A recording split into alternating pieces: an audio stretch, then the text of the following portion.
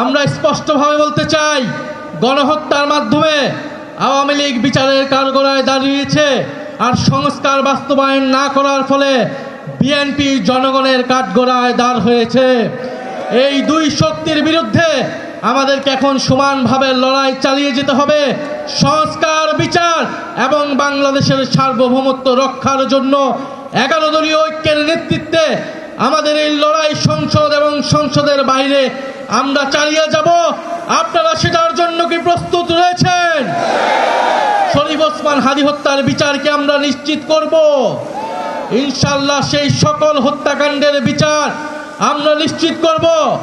এবং আরেকটি কথা বলে দিতে চাই, আওয়ামী লীগ একটি ফ্যাসিস্ট, গণহত্যাকারী এবং সন্ত্রাসবাদী সংগঠন।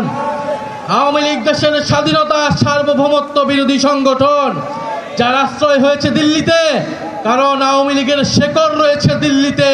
আওয়ামী লীগ একটি ভারতীয় পার্টিতে পরিণত হয়েছে, আগাগোড়ায় এটি একটি ভারতীয় পার্টি ছিল। ফলে আওয়ামী লীগের দেশে আসার, আওয়ামী লীগের রাজনীতি করার সুযোগ বাংলাদেশে 5ই আগস্টেই সমাপ্ত হয়েছে।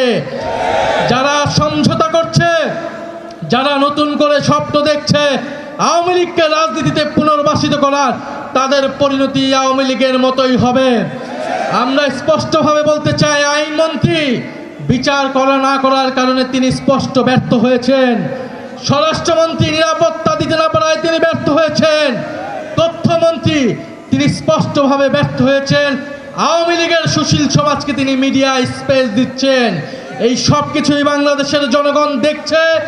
আমরা আজকে এই সমাবেশ থেকে বলতে চাই, জুলাই গণহত্যা সহ, শাপলা হত্যাকাণ্ড সহ, পিলখানা হত্যাকাণ্ড সহ সকল গুম খুন এবং শরীফ ওসমান হাদী হত্যাকাণ্ডের বিচার অবিলম্বে নিশ্চিত করতে হবে। বিচার যদি নিশ্চিত না করা হয়, এই সরকার কোনোভাবেই 5 বছরের মেয়াদ সম্পূর্ণ করতে পারবে না। ফলে ওসমান হাদীর ভাষায় বলতে চাই, আমরা জান দিব কিন্তু জুলাই দিব না। ইনশাআল্লাহ জুলাইয়ের বিজয় হবে। আসসালামু আলাইকুম।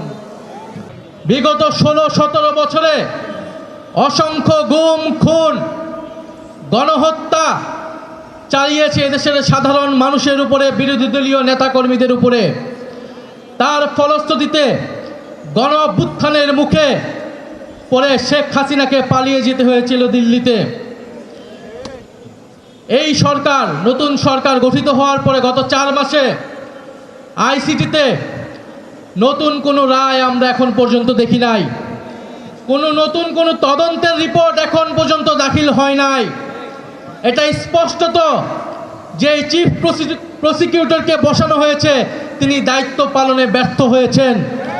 অবিলম্বে তাকে পদত্যাগ করতে হবে এবং নতুন যোগ্য দায়িত্ববান ব্যক্তিকে বসাতে হবে, যিনি আন্তর্জাতিক ট্রাইব্যুনালের মাধ্যমে বিচার নিষ্পন্ন করবেন এবং দল হিসেবে আওয়ামী লীগকে নিষিদ্ধ করার সকল ব্যবস্থা নিশ্চিত করবে।